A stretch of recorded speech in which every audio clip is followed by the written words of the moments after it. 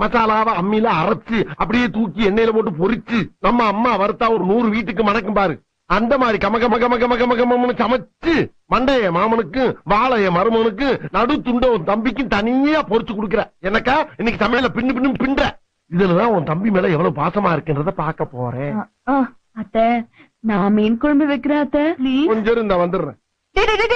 எங்கடா போற? மீனை வாங்கின வேட்டை கொடுத்துட்டு பக்கத்து தேட்டர்ல என் தலைவர் எம்ஜிஆர் படம் போட்டுருக்கேன், பாத்து காலைல வரந்தாயி. டேய் என்ன சித்தப்பா, நான் மீன் குழம்பு ரொம்ப நல்லா வைப்பேன். நீ நல்லா வைப்பேன்னு என்ன கேரண்டி? நான் கேரண்டிடா, அவர் சமைக்கும் போது நான் கூட தானே இருக்கேன். நம்பலாமா? நம்பலாம். சரிதா வச்சு கொடுத்தா நீயே வாங்கிக்கோ.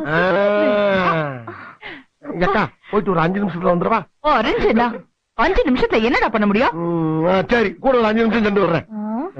மீனை பச்சையா பாக்கும் போதே நாக்கு துடியா துடிக்குதே.